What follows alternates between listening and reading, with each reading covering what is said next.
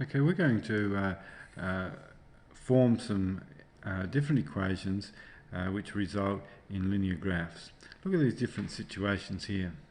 Bree can swim 25 metres, but each swim lesson she attends, her distance improves by 10 metres. So without any lessons, the amount she can swim is 25 metres. And then every lesson she increases by 10 metres. I would say that the distance she can swim is equal to 10 metres every lesson, 10 times L for lessons, plus her initial distance was 25. So without any lessons, that's the distance she swims without any lessons, and then it's 10 metres per lesson. The taxi company charges a set fee called flag fault of $8. So even if you travel 1 metre or nothing at all, they're going to charge you $8 for turning up, and then $3.50 per kilometre. The charge is going to be that set fee of $8 plus $3.50 times the distance you travel in kilometres. You'd write it like this: $3.50 times the distance you travel plus $8. It doesn't really matter what order you do, if you put the 8 first and then the 3.5 times d. Only we normally write it in this order because then it's in the form of y equals ax plus b. That form of a straight line. We've got our constant at the end, and then this will represent our gradient. We'll have a look at all that in just a minute. A cup of coffee initially has a temperature of 85, but it cools by 2.5 degrees every minute. So that would mean the temperature, this one it might be best to look at it the other way around and say it starts off at 85 and then you take away every minute, it's 2.5, so it's 2.5 per minute. So if you get the number of minutes, times it by 2.5 and then take it off from 85, you'll have its temperature times m for minutes. That one there, it's not really written in the form y equals ax plus b. It might be best if you write that bit first. So just change it round and write it like this is probably better. Temperature equals 2.5 m, negative 2.5 m plus 85. And a swimming pool is being filled from a garden hose. Its initial depth is 80, so even at time t equals 0, its height is 80. Every minute its depth increases by 2 centimetres. So its depth is going to equal our standard 80 plus 2 centimetres per minute. Get the number of minutes and times it by 2. 2 times m per minute plus the standard depth of 80 centimetres. We've got a question here at the bottom of the page concerning Toby's readathon. Let me just pause and set this up. Now, if you look at Toby's form, you can see that some of his sponsors are giving him a cash donation. So if he's going to get that money, whether or not he reads any books, even if he reads no books, then Mrs. Gracebone and Tony Deverell are going to give him money. Other sponsors are giving him an amount per book. If you want to work out the amount which he raises, then you could say his earnings are going to equal, it's going to be that set fee plus this amount per book. We've got $2.50 and another 20 cents. He's going to get $2.70 every time he reads a book. So the amount he's going to earn is going to be $2.70 times the number of books, I'll call it n, plus his cash donations of $15.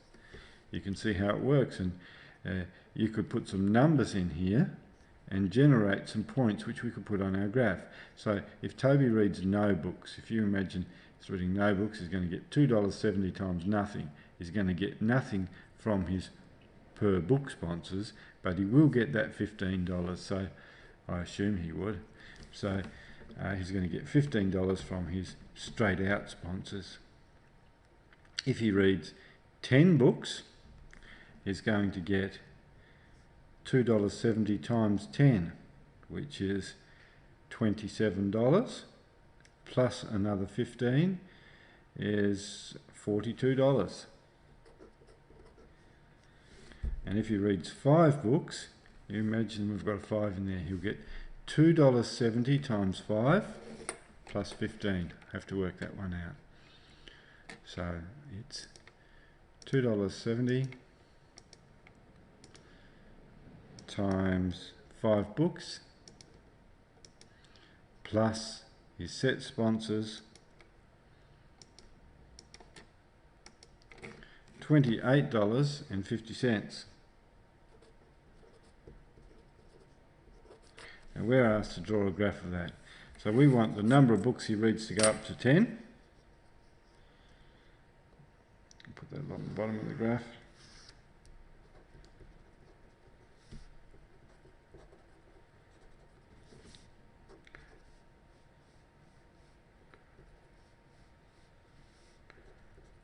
It's 10. And we need up the side to go up to 40 or more.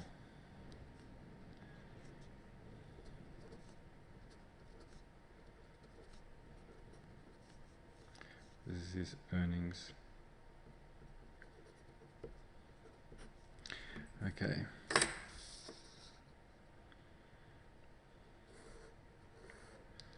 For 0 books, Toby earns $15. For 10 books, Toby earns $42. For 5 books, $28.50. Well, it's going to be somewhere about there.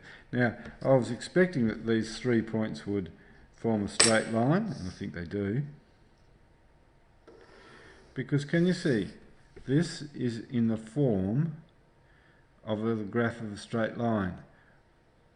Y equals AX plus B. It's got that form, so I'm expecting it to be a straight line. Y-intercept at 15, and a positive gradient sloping upwards from left to right. Part C of this question asks us to use the graph to estimate Toby's earnings if he reads 8 books. So we could go up here to 8 books, up to the graph, and then go along to the axis over here.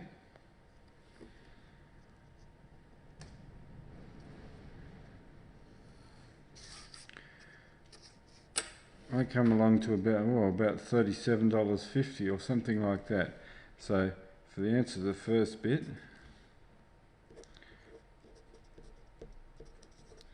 approximately $37.50. Now we have to check that estimate using our equation. In other words, if he runs 8 books according to this,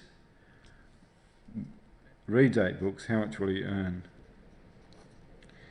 His earnings equal $2.70 times the number of books plus 15, and the number of books was equaling 8. Okay, calculator, $2.70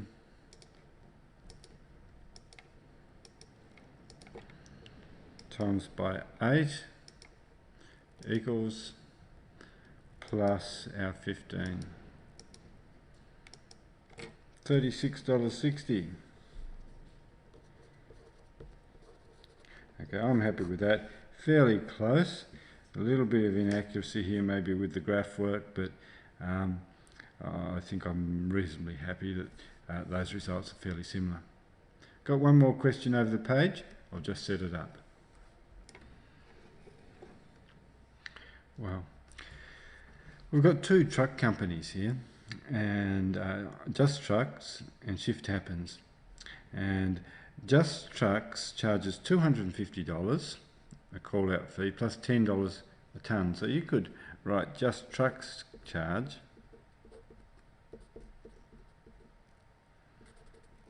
and their charge would equal a set fee of $250 plus $10 per tonne. So if you get the number of tonnes and times it by 10 plus 250, that will give you their charge. X is the number of tonnes. So you get the number of tonnes, times it by 10, add 250. That'll be how much Just Trucks charges. Whereas Shift Happens, they charge $25 per tonne, so it's 25 times X, the number of tonnes, plus a call-out fee, upfront fee of $100. We could use those equations to generate some points on a graph and then draw a graph. So for Just Trucks, if you had zero weight of material and you wanted Just Trucks to move it, they're going to charge 10 times 0 plus 250. Well, that works out to be $250. $250, that is. So these answers are in dollars. If you've got 10 tonnes of material, you want it moved, they're going to charge you 10 times 10 is 100, plus another 250 is $350. 20 tonnes of material, 10 times 20 plus 250 works out to be 450. Then you use Shift Happens equation here to work out how much they would charge for different amounts. Now I've done that beforehand. For zero weight, they're going to charge you 100. That's just their set fee, isn't it? Then 350 for 10 and $600 for 20 tonnes. We've got to graph that information.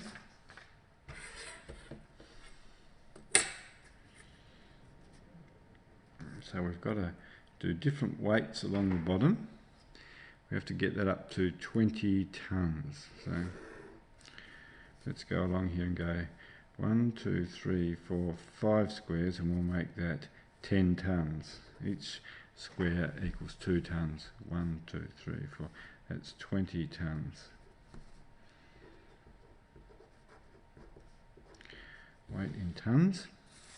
And up the side here, well, we're going to have to get up to $600 to be able to do it for Shift Happens. So, how are we going to go? 1, 4, 5 is 100. No, is it 2? 2, 3.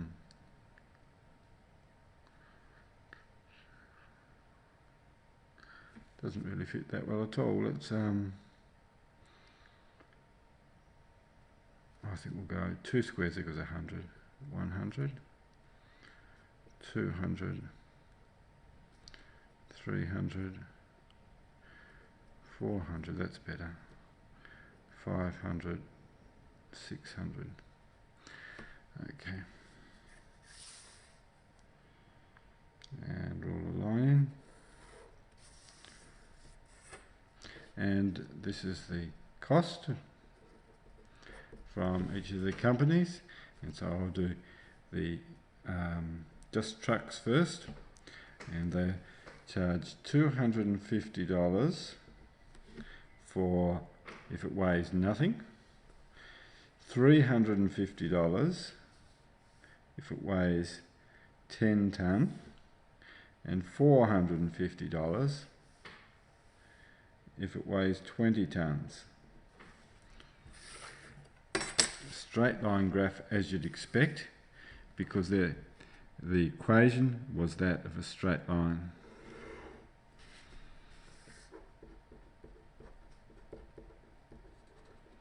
And then for Shift Happens, for a weight of nothing, they charge $100.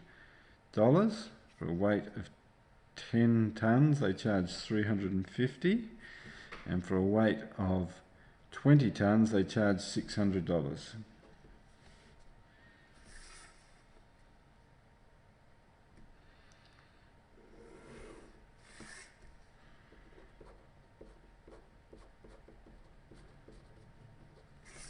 Now, we have to use the graph to find the weight for which both companies charge the same amount and check our answer algebraically. Well, as it happens, we were really lucky with this exercise because we worked out that on the way. I think you found that for a weight of 10 tonnes, both companies are charging the same amount.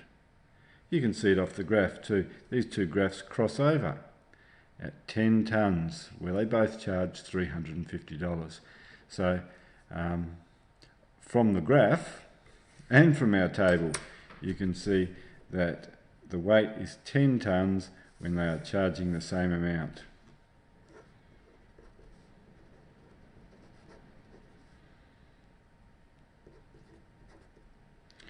But what if you did have to do it algebraically? What if these were different here and you had to check your answer algebraically?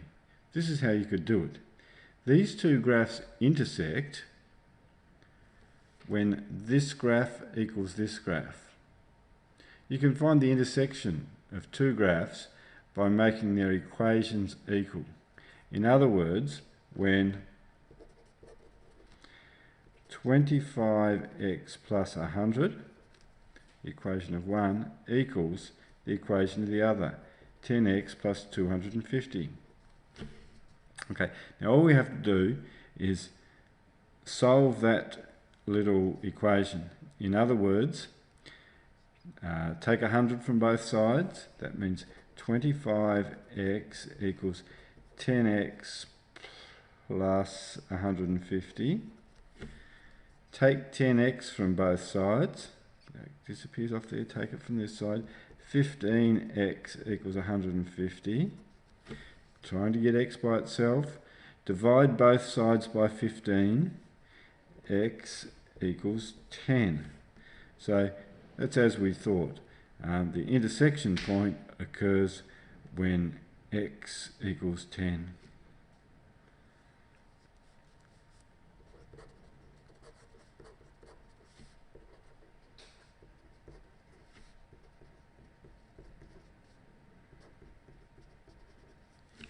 And when would it be best to deal with each company? Well, if you look at your graph, you can see that in this region of the graph here, Just Trucks are charging more. Their graph is higher than Shift Happens. It means they're charging more. This section of the graph, after 10 tonnes, Just Trucks are charging less than Shift Happens. So I would be dealing with Shift Happens for weights of up to 10 tonnes, and then Just Trucks for weights of more than 10 tonnes.